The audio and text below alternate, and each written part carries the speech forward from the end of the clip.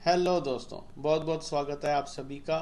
जैसा कि आप सभी ने थंबनेल पे पढ़ा होगा कि शेयर बाजार के इन चार पिलर्स को समझ डाला तो लाइफ झिंगल आला। बहुत साल पहले एक ऐड आती थी दोस्तों कि इसको लगा डाला तो लाइफ झिंगल आला। वहां पर लाइफ कितनी झिंगल आला हुई या नहीं हुई ये आप सब जानते हैं, लेकिन यकीन मानिए अपने तजुर्बे से मैं आज जो चार पिलर्स आपको stock market, commodity market, currency market या कैपिटल मार्केट में हमारे सामने कोई भी ऐसी चीज़ हो, उसके इन चार बेसिक पिलर्स को अगर आपने समझ लिया, इनकी स्ट्रेंथ और इनकी डीपनेस को अगर आपने समझकर इम्प्लीमेंट करना शुरू कर दिया, तो यकीन मानिए मैं पूरे अपने तजुर्बे के साथ और पूरी जिम्मेवारी के साथ आपको ये बात बोलता हूँ कि शेयर बाजार, कमोडिटी बाजार में आपकी लाइफ झिंगल आला जरूर करेगा। चाहे आप मार्केट में नए हैं या आपको मार्केट में बहुत साल हो गए हैं और आप सफलता के रास्ते पर नहीं हैं, तो यकीन मानिए ये चार पिलर्स को समझना बहुत ज़रूरी है। ये चार पिलर कौन से हैं दोस्तों, जिनके ऊपर शेयर बाजार, कमोडिटी बाजार, करेंसी बाजार या क्रिप्टो करेंसी का बाजार या कोई भी, जैसा मैंने कहा, कैपिटल मार्केट में आने वाला बाजार डिपेंड है, या उनका एक बेसिक फंडामेंटल प्रिंसिपल है। वो क्या है दोस्तों? Number one, demand and supply principle. Number two, monopoly is always win. Number three, कि price discounts everything. And number four, most importantly, mental analysis. ये चार इंपॉर्टेंट फैक्टर्स की हम एक एक करके बात करेंगे। हो सकता है ये वीडियो थोड़ा सा लंबा हो जाए। मेरी आप सभी से रिक्वेस्ट है कि इस वीडियो को ज़रूर सुने, कम से कम 2 बार, ताकि बेसिक फंडामेंटल आपके दिमाग में क्लियर हो कि आप क्या गलती अब तक कर रहे थे और क्या हमें करना चाहिए इस स्टॉक मार्केट या कमोडिटी बाजार में सक्सेस पाने के लिए। तो चलिए एक एक करके शुरुआत करते हैं। जैसा कि मैंने कहा कि सबसे पहला प्रिंसिपल है डिमांड एंड सप्लाई का प्रिंसिपल।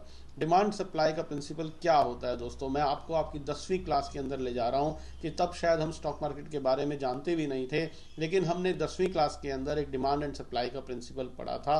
और वो डिमांड सप्लाई का प्रिंसिपल हमें दो बातें बोलता था। वो क्या?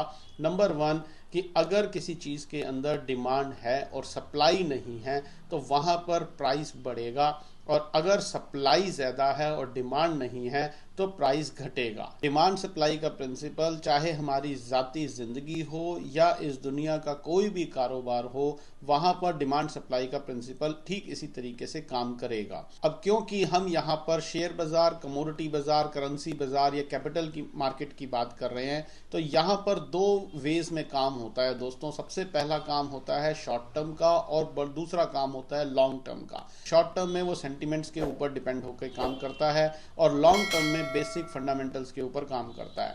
अब चाहे वो शॉर्ट टर्म हो या लॉन्ग टर्म हो, मतलब चाहे हम सेंटिमेंट्स की बात करें, चाहे हम फंडामेंटल्स की बात करें, दोनों ही जगह पर अगर डिमांड और सप्लाई होगी तो अकॉर्डिंगली प्राइस या अकॉर्डिंगली वो बाजार, अकॉर्डिंगली वो चीज़ काम करेगी। फॉर एन एग्जाम्पल, इसको एक एग्जाम्पल से समझते हैं कि हम एक ज़ाती ज़िंदगी का एग्जाम्पल लेते हैं और एक शेयर बाज़ार का एग्जाम्पल लेते हैं। चाहे हम शॉर्ट टर्म में सेंटीमेंट्स की बात करें या लॉन्ग टर्म की बात करें, अगर हम ज़ाती ज़िंदगी की बात कर रहे हैं तो आप कोई एक बेसिक आइटम उठा लीजिए। फॉर एन एग्जाम्पल, अगर हम टमाटर की बात करते हैं, टोमेटोज़ की हम बात करते हैं, या एक मार्केट के कंसेप्ट में अगर हम किसी इंडेक्स की, किसी पर्टिकुलर एक बाज़ार की, किसी पर्टिकुलर एक शेयर की बात करते हैं, तो दोनों ही चीज़ों में, चाहे वो टमाटर हो, चाहे वो आपका शेयर बाजार का कोई स्टॉक हो या कोई कमोडिटी हो, जब वो शॉर्ट टर्म में सेंटीमेंट्स के ऊपर काम कर रही होगी तो वहां पर भी डिमांड सप्लाई का खेल चल रहा होगा। थोड़े समय पहले हम सभी ने देखा कि टमाटर के भाव, जो 20 रुपए किलो का टमाटर बिकता था, वो 200 रुपए किलो टमाटर तक पहुंचा। तो ऐसा अचानक क्या हुआ? शॉर्ट टर्म के अंदर सेंटीमेंट्स में क्या बदलाव आया? शॉर्ट टर्म में सेंटीमेंट्स में ये बदलाव आया कि कहीं पर कोई जमाखोरी होनी शुरू हो गई, कहीं पर कोई बारिश की हो सकता है वजह हो कि जिसकी वजह से खेती खराब हो गई हो सकता है कोई ट्रांसपोर्ट की वजह हो। वजह कुछ भी हो, वजह के पीछे नहीं जाना है। वजह की हम अभी आने वाले दूसरे चैप्टर में बात करेंगे। यहाँ पर हम सिंपल ये बात कर रहे हैं कि शॉर्ट टर्म में वो सेंटीमेंट्स खराब हुए, वजह कुछ भी थी, लेकिन उस सेंटीमेंट्स में हुआ क्या कि डिमांड टमाटर की उतनी ही बनी हुई थी जितनी रोज की बनती थी, जितनी हर महीने की होती थी। लेकिन अचानक किसी वजह से, फिर से बोल रहा हूं कि वजह पे नहीं जाना है, किसी भी वजह से सप्लाई कम हो गई तो टमाटर के भाव ऊपर चले गए, क्योंकि डिमांड इंटैक्ट थी। सब फॉर एन एग्जांपल, अगर 10 टन की रोज की डिमांड थी तो वो डिमांड बनी हुई थी, लेकिन पीछे से जो सप्लाई 10 टन की रोज की थी वो घट करके 8 टन, 4 टन, 3 टन रह गई, जिसकी वजह से टमाटर के भाव तेज हो गए। और फिर जब वो सप्लाई लॉन्ग टर्म में, क्योंकि लॉन्ग टर्म में तो सप्लाई ठीक होनी ही थी, बारिश हमेशा नहीं रहेगी, फसल हमेशा खराब नहीं होगी, कोई जमाखोर हमेशा जमाखोरी नहीं करेंगे, कभी ना कभी पकड़े जाएंगे और माल उनके गोदामों से निकलेगा। तो लॉन्ग टर्म के अंदर फिर से सप्लाई जैसी थी वो नॉर्मल हो गई और डिमांड तो बनी ही हुई थी, प्राइस अपनी जगह पे वापस आ गए। जो 300 रुपए किलो टमाटर बिक रहा था वो घट के वापस 20-30-40 रुपए किलो पर आ गया।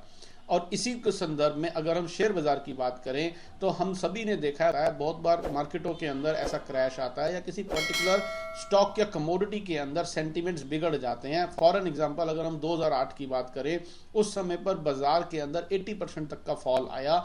आप सभी जानते हैं कि उस समय पर क्या भारतीय इकोनॉमी, हमारी इंडियन इकोनॉमी, हमारी इंडियन कंपनीज के अंदर कोई प्रॉब्लम थी?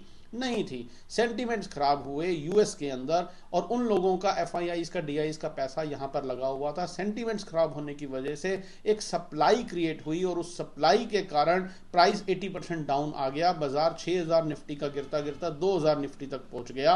तो क्या वहां पर कोई फंडामेंटल्स खराब थे? क्या हुआ था वहां पर? वहां पर सिंपल सी एक चीज हुई थी कि सेंटीमेंट्स खराब हुए थे शॉर्ट टर्म में, और उन सेंटीमेंट्स खराब होने की वजह से सप्लाई इतनी ज्यादा आ गई कि डिमांड ना के बराबर थी और प्राइसेस हर स्टॉक के, हर गधे घोड़े के कम होने शुरू हो गए।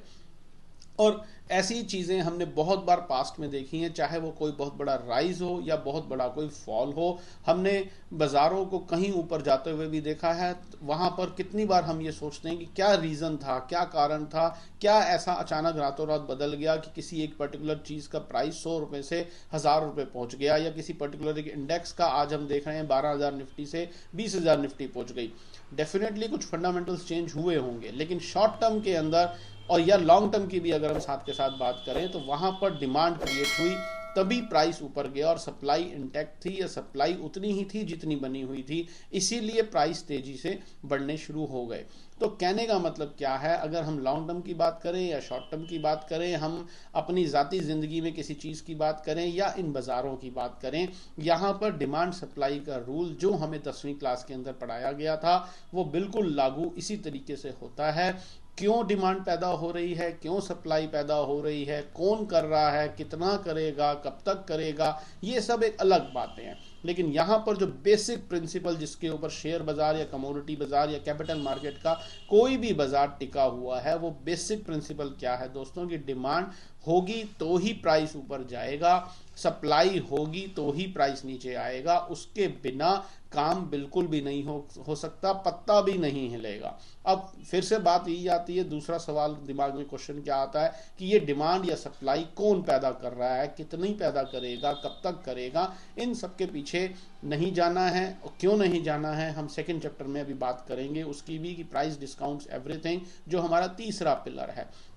लेकिन अभी हम पहले पिलर की बात कर रहे हैं। पहला पिलर में हमें जो समझना है कि शेयर बाजार हो, कमोडिटी बाजार हो, करेंसी बाजार हो, वो डिमांड सप्लाई के प्रिंसिपल के ऊपर काम करता है और ये हमें मानना पड़ेगा। एक बार हमने इस बात को समझ लिया, मान लिया और इम्प्लीमेंट करना सीख गए तो उसके बाद कुछ भी नहीं बचता है।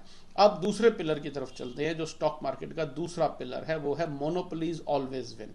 क्या मतलब है दोस्तों इस बात का? फिर से मैं आपको 10वीं क्लास के अंदर ले जा रहा हूं, जब हमने शेयर बाजार के बारे में सोचा भी नहीं था कि कभी वहां काम करेंगे, हमें पता भी नहीं था, तो तभी हमें एक चीज सिखा दी गई थी कि मोनोपोलीज ऑलवेज विन। अब फिर से डिमांड सप्लाई के प्रिंसिपल की तरह मोनोपोली का प्रिंसिपल भी हमारी जाती जिंदगी में और शेयर बाजार में हर जगह उसी तरीके से काम करता है। इसका मतलब क्या है कि मोनोपोली इज ऑलवेज विन।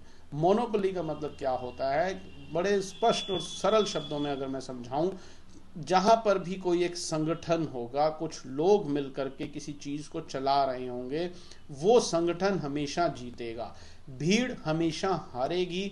कुछ लोगों का संगठन, कोई एक पर्टिकुलर आदमी या कोई एक पर्टिकुलर कंपनी अगर किसी चीज को चला रही है, उसकी मोनोपोली है, सिर्फ वो ही अपने दाम पर बेच रहा है, इतनी डिमांड है उस चीज की कि वो प्राइस जो डिसाइड कर रहा है वो करने वाला कोई एक आदमी है, कोई एक ग्रुप है, कोई एक कंपनी है, वो कोई भी हो सकता है, लेकिन अंत में ये ग्रुप जीतेगा। इतने सारे लोग नहीं जीतेंगे। जहां पर भीड़ होगी वहां पर कभी भी पैसा नहीं बनेगा, भीड़ कभी भी नहीं जीतेगी।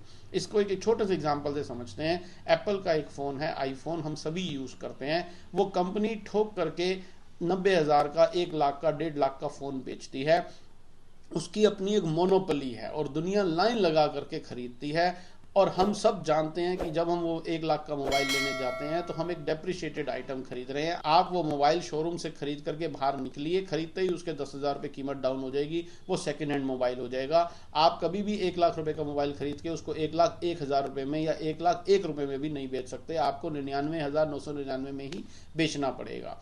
तो इतनी दुनिया खरीद रही है। इस संसार की पूरी आबादी को अगर मैं कैलकुलेट करूं तो उसमें 200 से 300 करोड़ लोग आईफोन को हर साल खरीदते हैं, लेकिन क्या वो प्राइस डिसाइड कर पा रहे हैं? क्या इतने लोगों के खरीदने के बावजूद भी क्या वो उस कंपनी को मजबूर कर पा रहे हैं कि आप हम आपका मोबाइल नहीं खरीदेंगे, या हम मोबाइल इसी शर्त पे खरीदेंगे कि आप इसको 50,000 रुपये का कर दीजिए? Answer is no. मोनोपोली किसकी है? उस एक संगठन की, उस एक कंपनी की, कि उसने ये डिसाइड किया कि हिंदुस्तान के अंदर 1 लाख रुपए का ये मोबाइल बिकेगा, खरीदना है तो खरीदो, नहीं खरीदना है तो मत खरीदो। तो मतलब क्या हुआ कि उसकी मोनोपोली है, वही प्रोडक्ट का प्राइस डिसाइड कर रहा है और अपने अनुसार इस पूरे संसार में उस मोबाइल को बेच रहा है। साउथ अफ्रीका में भी, अमेरिका में भी, इंडिया में भी, पाकिस्तान में भी, हर जगह। तो प्राइस कौन डिसाइड कर रहा है? इतने लोग खरीद रहे हैं, अगर ये सब इकट्ठे हो जाएं तो भी क्या प्राइस कम हो सकता है? Answer is no. तो कहने का मतलब क्या हुआ कि मोनोपोलीज ऑलवेज विन। और दूसरा मतलब क्या निकला, अगर हम डेप्थ में जाकर करके इस बात को समझें, पब्लिक कभी भी मिलकर मोनोपोली को हरा नहीं सकती है। मोनोपोली करने वाला, चाहे वो अकेला है या कोई संगठन है, वो हमेशा जीतेगा। अब इस चीज को अगर हमने समझ लिया है तो हम इसको मार्केट के संदर्भ में अगर समझने की कोशिश करें, कैपिटल मार्केट के संदर्भ में समझने की कोशिश करें, तो बहुत सीधा सा मतलब दोस्तों निकलता है। वो क्या कि कभी भी जो जनता है, जो पब्लिक है, वो कभी भी नहीं जीतेगी। जीतेगा कौन? पब्लिक को चलाने वाला, जिसको हम दूसरी भाषा में ऑपरेटर, प्रमोटर, FII, DII बोलते हैं। वो कुछ लोग ही हमेशा जीतेंगे। क्यों होगा ऐसा? आपने कभी ये सोचा है कि अगर हमें कहीं से पता चलता है कि कोई माल बेच रहा है, अगर कोई माल बेच रहा है तो खरीद भी तो रहा है कोई, तभी तो उसका माल बिकेगा। और सिमिलरली इसका उल्टा कि कोई लोग ऑपरेटर माल खरीद रहा है, अरे भाई खरीद रहा है तो किससे खरीद रहा है? कहीं से तो वो खरीद रहा है, कोई लोग बेचेंगे तभी तो उस बेचारे को माल मिलेगा। लेकिन अंत में जीत इस ऑपरेटर की होगी, इस ग्रुप की होगी कि अगर वो खरीद रहा है बहुत सारे लोगों से। अब समझने वाली बात यह है कि खरीद किससे रहा है? बहुत सारे लोगों से, पब्लिक है जिससे वो खरीद रहा है। तो अंत में पब्लिक की हार होगी। जिस पब्लिक को लग रहा है कि 500 रुपए में हमने कोई शेयर बेच के बहुत कीर्तिमान खड़ा कर लिया, तो इस ऑपरेटर को पता है कि इसको ये 500 रुपए का शेयर जो वो पब्लिक से इकट्ठा कर रहा है, वो इसको 1,000 रुपए या 1,500 रुपए तक लेके जाना है। और ठीक इसका उल्टा कि अगर कोई ऑपरेटर, कोई प्रमोटर, कोई एक ग्रुप जो मोनोपोली क्रिएट कर रहे हैं, एक अकेला आदमी या एक संगठन, वो अगर 1,000 रुपए पे शेयर को बेच रहा है तो खरीद कौन रहा है? वो आम जनता, आम पब्लिक खरीद रही है। उस आम पब्लिक में आप, मैं, हम सब, कोई भी हो सकता है। लेकिन क्योंकि वो हम सब टुकड़ों में बटे हुए हैं, हम सब जब वो चीजें खरीद रहे हैं तो डेफिनेटली उसका प्राइस नीचे जाएगा, क्योंकि बेचने वाला सिर्फ एक है या कोई एक पर्टिकुलर ग्रुप है। तो कहने का मतलब क्या है कि उस पर्टिकुलर ग्रुप की मोनोपोली रहेगी, वो हमेशा अंत में जीतेगा। हमारा पैसा, हमारी हार्ड अर्न मनी उसके खाते में जाएगी, तभी तो उसको प्रॉफिट मिलेगा। तो मतलब क्या हुआ? अगर मैं सारी बातों को नेटशेल में कंक्लूड करूं तो मतलब बड़ा सीधा सा निकलता है, मोनोपोली इज ऑलवेज विन। एक संगठन, एक ग्रुप हमेशा जीतेगा उस बहुत बड़ी भीड़ के सामने, उस बहुत बड़ी जनता के सामने। तो इस बात को अगर मैं अपने संदर्भ में कुछ सीखना चाहूं तो क्या मुझे सीखने को मिलता है दोस्तों? बहुत बड़ा लेसन मिलता है इस मोनोपोलीज ऑलवेज विन से, जो कि दूसरा पिलर है इस हमारी स्टॉक मार्केट का। और वो सीखने को मुझे ये मिला कि जहां पर पब्लिक होगी, जहां पर पब्लिक इंटरेस्ट होगा, जहां पर जनता होगी, जहां पर बहुत सारे लोग होंगे, वहां पर पैसा कभी भी नहीं बनेगा। चाहे वो कोई दिशा हो, या चाहे वो कोई स्टॉक हो, चाहे वो कोई इंडेक्स हो। एक एग्जांपल को लेकर के समझते हैं। अगर किसी एक इंडेक्स, किसी पर्टिकुलर एक स्टॉक या कमोडिटी के बारे में जनता के अंदर एक मत, एक व्यू, एक परसेप्शन ये है कि ये चीज अब चलेगी, ये चीज बढ़ेगी, ये चीज 100 रुपए से 500 रुपए पहुंचेगी, तो यकीन मानिए वो कभी भी नहीं होगा। क्यों नहीं होगा? क्योंकि वहां पर बहुत सारे लोग इन्वॉल्व हैं, वहां पर मोनोपोली नहीं है। और मोनोपोली कहाँ है? कि जहां पर ये जनता, ये लोग बहुत सारे मिलकर के सोच रहे हैं कि खरीद लो और अब ये बढ़ेगा, तो ये भी दिमाग में रखिए कि कोई तो बेच रहा है तभी आपको माल मिल रहा है और वो बेचने वाला संगठन बहुत छोटा, बहुत कम लोग, बहुत अकेला कोई एक है जो वो माल बेच रहा है और हम सब लोग बहुत सारे खरीद रहे हैं। तो इसमें मोनोपोली किस तरफ है? मोनोपोली है जो एक अकेला बेच रहा है। वो कोई भी हो सकता है, आप उसको नाम कुछ भी दे दीजिए, उससे कोई फर्क नहीं पड़ता। ये भी मत सोचिए वो क्यों बेच रहा है, कितना बेचेगा, कब तक बेचेगा, कुछ नहीं मिलेगा इन सब बातों से। मिलेगा किससे? कि मुझे ये देखना है कि अगर मैं खरीद रहा हूं तो क्या मैं भीड़ की तरफ हूं या मैं मोनोप्लेयर की तरफ हूं। क्योंकि जो मोनोप्लेयर करेगा, जो मोनोपोली क्रिएट कर रहा है, जो उस स्टॉक को, कमोडिटी को एक अकेला इंसान या एक अकेला ग्रुप या कुछ ग्रुप्स मिल करके चला रहे हैं, वो ग्रुप किस तरफ है, क्योंकि वो मोनोपोली क्रिएट कर रहे हैं। अब वो अगर खरीदारी की तरफ हैं तो मुझे खरीदारी की तरफ बैठना है, वो अगर बिकवाली की तरफ हैं तो मुझे बिकवाली की तरफ बैठना है। मुझे जनता के साथ नहीं रहना, क्योंकि जिस तरफ जनता होगी, जिस तरफ भीड़ होगी, वहां पर पैसा कभी भी नहीं बनेगा। क्यों नहीं बनेगा? 10वीं के अंदर पढ़ा दिया गया था दोस्तों कि मोनोपोलीज ऑलवेज विन, और उसका मैंने अभी आपको ताजे ताजे 2 एग्जांपल दिए। तो यहां पर दूसरा प्रिंसिपल जो स्टॉक मार्केट का हमें समझना है वो ये कि पहला, डिमांड एंड सप्लाई प्रिंसिपल हर जगह काम करता है। डिमांड सप्लाई के बिना तो पत्ता भी नहीं हिलेगा। और ये डिमांड सप्लाई जो क्रिएट कर रहे हैं, जो मोनोपोली क्रिएट कर रहे हैं, हमें हमेशा उसकी तरफ रहना है, हमें भीड़ की तरफ नहीं रहना है। तो मोनोपोली इज ऑलवेज विन, दूसरी चीज हमें सीखने को मिली। अब चलते हैं अपने तीसरे पिलर की तरफ, और वो पिलर, तीसरे नंबर का पिलर हमें क्या बोलता है कि प्राइस डिस्काउंट्स एवरीथिंग। इसका क्या मतलब है दोस्तों?